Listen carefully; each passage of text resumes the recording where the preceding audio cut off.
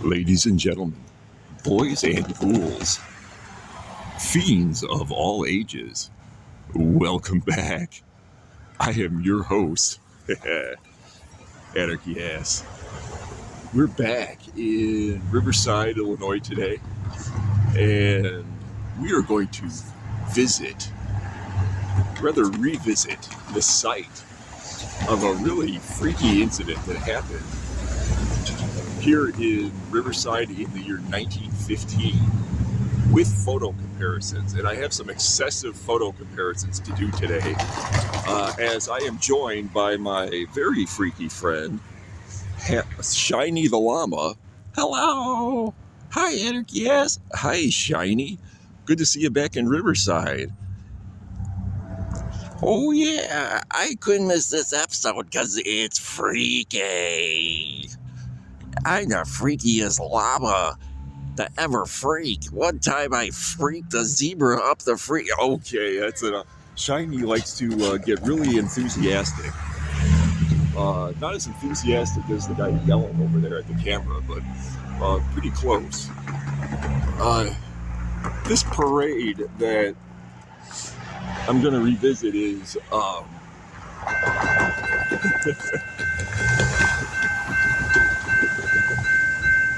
it is very close to the train tracks. And the ensuing bells. But it was a 4th of July parade that happened on July 4th, 1915. And the First World War period didn't have airplanes this large or this noisy. But the First World War time period is a period that we visited before.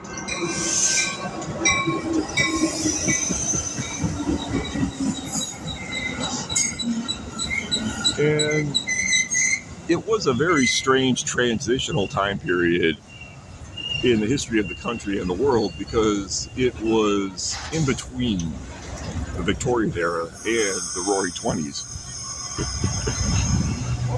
with much different different trades. Thank you.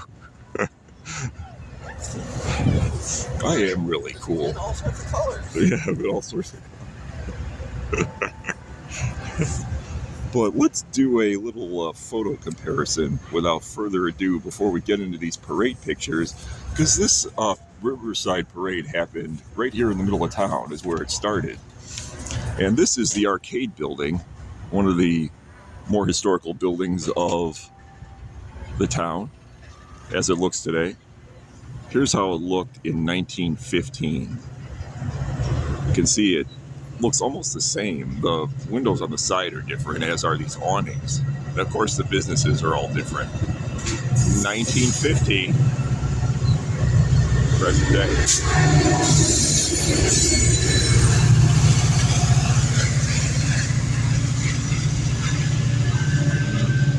1950.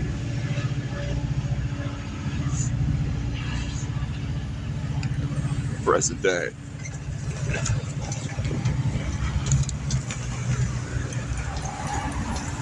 It should be noted too that the 4th of July parade in Riverside is one of the longest running in the suburbs, and it started in the late 1860s and continues every year now.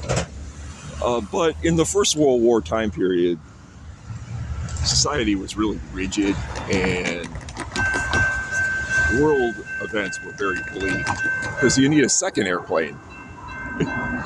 Well, I've been filming for less than 5 minutes, folks. This is why I don't do these videos often. And we're going to have another train, too. I'm to the point now where I'm not even reshooting. I'm just going with the flow. But as I was saying, society was really rigid, so when events like these parades would happen, people would just let loose and let their freak flag fly. And as a result, some of these parades were just really bizarre.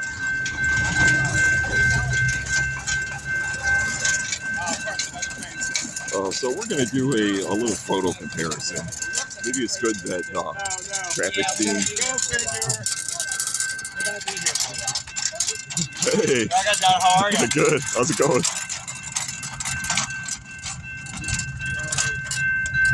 Oh no, we'll be a little bit. But That's how to celebrate winter, man. oh yeah. Hey, you want to see a picture of the Riverside Parade from 1915? Oh, that's beautiful. I was about to line it up and do the same shot. Oh, that'd be so cool. Yeah. Oh, that's awesome. Look at that flag. Is that like the 4th of July parade? Yeah, it is. That's so cool. From 1915. That is awesome. Yeah. Now I can step into the street to do That's it. cool. Yeah, there you go.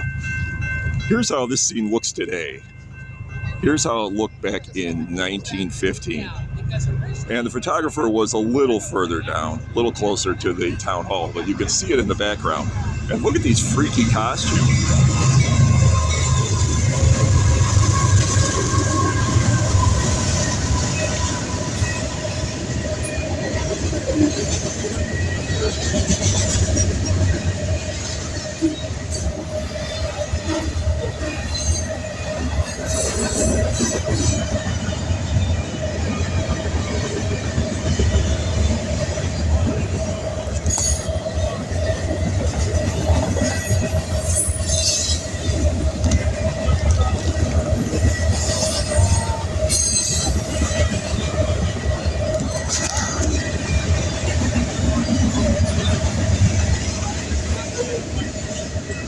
We're gonna get away from these trains. Whee!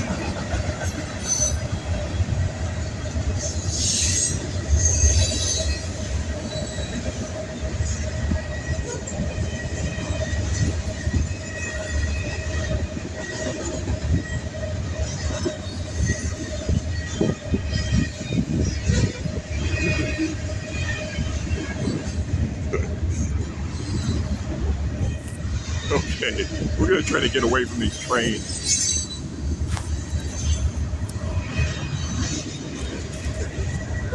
This 4th of July parade would start at what is known as the Big Ballpark, which in Riverside geography is pretty much the center of town, and then it would wind its way to this downtown area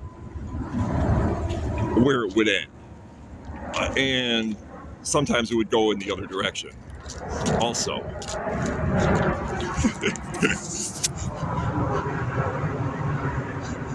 It's airplane number 3, everybody. How many trains was that? 4 or 5? I'm not counting. We're less than 10 minutes into the episode. But what I wanted to do was a little photo comparison in this park that later, ironically, had and is the site of the World War I monument. I have a separate video on that on my channel, so be sure to check that out. Also, if you work for UPS, be sure to drive right by me and beep your horn really loudly if you see me filming. But what I really want to do is look at this area of the park that's now empty, but not so in 1915 when it was the site of an almond stand that was selling almonds to parade goers. And here is that photo.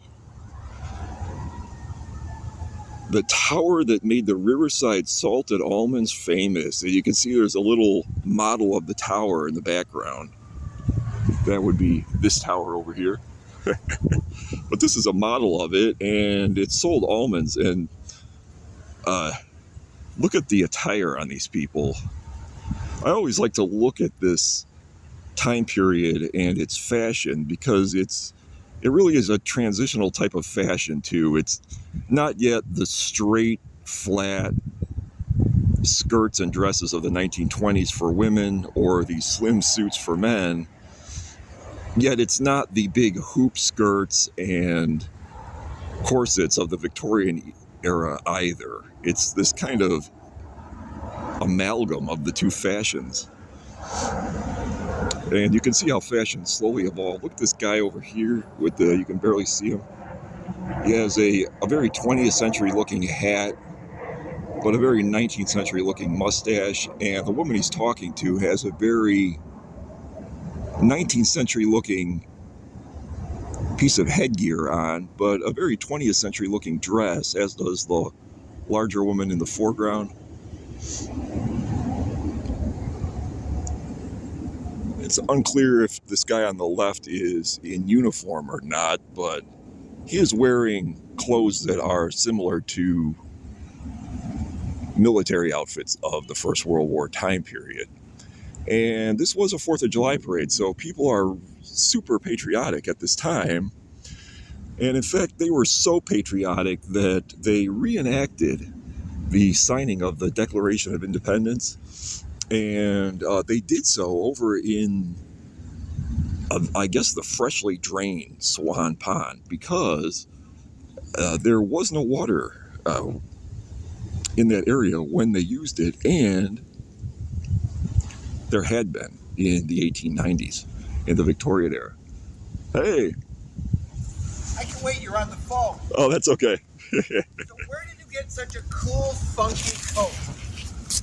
It was custom made. It was custom made. Yeah, Are you in a more. band or are you an artist or what is it? No, I picked it up at a store that had it, and then I had to kind of. This is the only, So my wife, the social worker, has a great line that says, the difference between us and the animals is the ability to accessorize. Yeah, totally. Of course, I'm a Fernando guy. It's better to look good than feel good, and you know who you are. You look marvelous. If you know the old Billy Crystal skit. Oh, yeah. Well, the way I see it, winter is awful, so you might as well do it in style. Pal, hey, you gotta put the pistache. Can I take a picture of the great Yeah, coat? And then I'm gonna do is, and then I'm gonna take a selfie to say, hey, pal, look what I'm gonna be. I'm getting ready to retire. I'm gonna get the shoes though. The shoes are great. Oh, too. yeah. Hey, it all works together, right? One more time. There you go. Oh, I bet. And then I'm gonna do a selfie because that is a great coat, pal. Here you go. 1, 2, 3. I'm taking one off my cap because hey, there you go, pal. This is really great. Thank you for bringing style to the joint. My pleasure. Hey, I jokingly say to the wife, hey, I'm lucky I get the socks to match, pal. Oh yeah. I used to wear suits by Granimals. In fact, she broke me of the 3 underwear drawer, clean, dirty, reversible. I'm now. If it's not on my body, it's in the hamper. Oh, that's hilarious. But you gotta joke with them. So Yeah, I do a historical show on YouTube. Check me out. What kind of historical show? It's local history. I was just showing some pictures of 1915 Riverside. Okay. Believe it or not, that's the 4th of July parade. That's the 4th. Yeah. So, have you been now? Hold them up for a second. Now that's a great photo. So my question is, I'm not sure I didn't lose your thing. So do you come to the 4th of July here in Riverside? I have, yeah.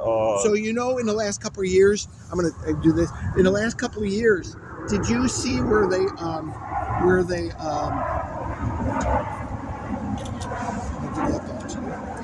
so that is so great. And again, this is the 4th of July. Yeah. Now is it down? Now where is it down at? Where is it down at? Right over by the river. I was just going to go down there and do a photo comparison. Okay. Oh, you see those all the time. Yeah. Oh, and that is such a cool photo. Oh yeah. Now, have you gone over to the library and used their? Oh, don't blow at me. I know the wind is horrible.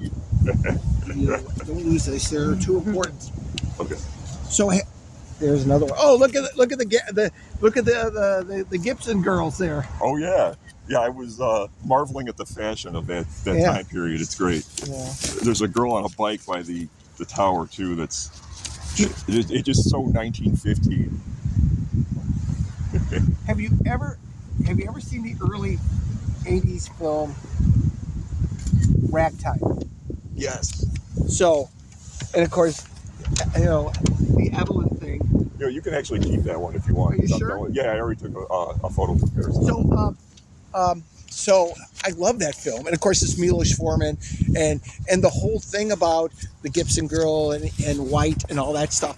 It's one of my favorite films in life. Oh, nice. And of course the whole thing with the black person and they have J.P. Morgan and his library and all that. It's just a great historical. And the guy that wrote is E.L. Doctorow, who Yes. who He's a novelist. he's a great novelist. He wrote a story about these two brothers in New York, and they were basically porters, and they would run around New York. These two brothers, they would run around New York at night and just get stuff and just store it up. And what happened was, with all that stuff, it collapsed on one of the brothers and killed him. Oh, I heard this. And they had to call it. And to get in there, they had to cut the side of the house out to get into it. Yeah, I heard that about that story. And then the other book he did was, it turned into a movie. It's called The Book of Daniel, and it's basically, the whole idea is what happened to Julius and Ethel Rosenberg's kids. Oh, okay. And then when they did the movie, it had Timothy Hutton, after he won his Oscar, was that. And people don't realize how horrible that was, because you lose both your parents. And this is sad, is that with the Trump thing, it was Trump's mentor, Roy Cohen, is the guy that pushed for them to go after the death penalty. Really? I didn't know that. Oh, so Julius Rosenwald did not steal the nuclear, the nuclear bomb information. He just passed it along. He passed it. They gave it to him, and he passed it to the contact. Okay. Ethel knew it, but wasn't involved with it. And the reason they charged Ethel and went after her to kill her is they wanted to force Julius to give up the information, which he never did. Yeah. And he went out and again, he executed those two on something that was so minor. Yeah. And have you ever seen either the HBO or the play called Angels in America? No, I've heard of it. I've never seen it. You got to see it. It's a great one. And so if you have HBO Max and you have it on HBO. But Roy Cohen, who was Donald Trump's mentor, everything that Donald Trump's about denying, even you're guilty as all hell, and push the falseness and all that, he was Trump's mentor. Wow. Small world. I had no idea. And Cohen was, it doesn't matter who he is, but he was closeted homosexual, but he went out and attacked all these people, even though he was who he is. And so Cohen gets AIDS later in his life. He gets disbarred, and he's dying of AIDS. And even though he's Trump's mentor, Trump disavowed him. Wouldn't acknowledge him, wouldn't stand by him. And in the play Angels in America, there's a scene where Cohen is dying. He's in the hospital, and the ghost of Ethel Rosenwald comes to haunt him. And in the HBO play, that character is played by, so Roy Cohen is played by Al Pacino, and the ghost of Ethel Rosenwald is Meryl Streep. Oh wow! and again, good casting. It is great, but if you're going to haunt someone, come on. And the only other better, you ever watch Shameless? Yes. So at the end of the season, they were doing the retro, and they had Frank, and who the ghost of Frank's father? You know who played Frank's father? Gary Busey. Oh, no way.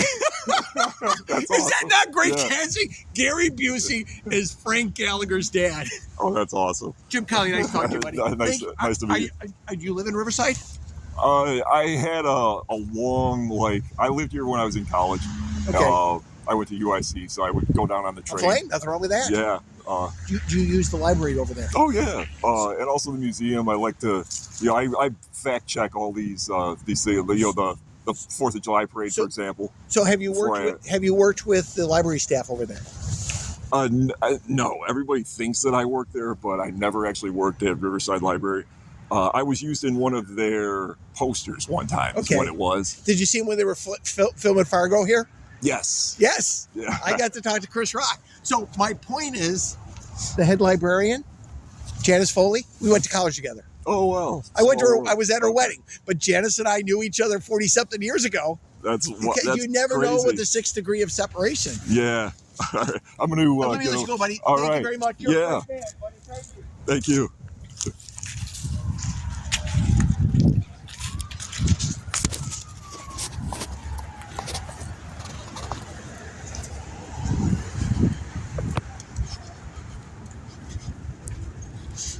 You know what? I am a great man. Or so the public will say. Getting back to the episode, though, and the 1915 very freaky parade, it would wind down in this area, and in that particular parade, they did a reenactment of the signing of the Declaration of Independence with costumes, and that happened right over here. This is what is known as Swan Pond.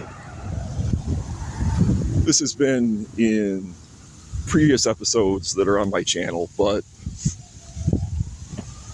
in 1915, it looked like this. And they brought out this little stage with these actors dressed in period costumes, and you can see how the people gathered around it are all 1915 though, and reenacted the signing of the Declaration of Independence, 1915, present day. And this was called Swan Pond because at one point it was a pond, and they drained it after the Victorian era ended and made picnic grounds out of it, and now it's sadly just overgrown. But present day, 1915. I also have a close-up. You can do a photo comparison of that. This is a close-up, and you can see these wonderful 1700s costumes that just look really weird in 1915. But somewhat accurate, complete with white wigs. 1915, present day. The other pic I wanted to show you was this float, if you want to call it that. It's really just a car from 1915 completely coated in flowers. And these are real sunflowers that were adhered to this guy's car, and he drove it in this freaky parade as you see it. And that was over here on the street. We'll do a little photo comparison.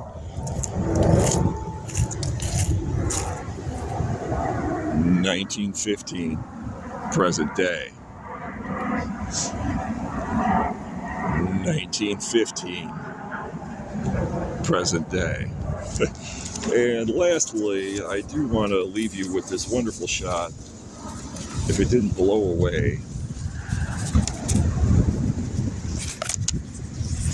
of this. And this was on the other side of the tower, but it's somewhat blurry. But look at this girl riding this bicycle in front of the Riverside Water Tower.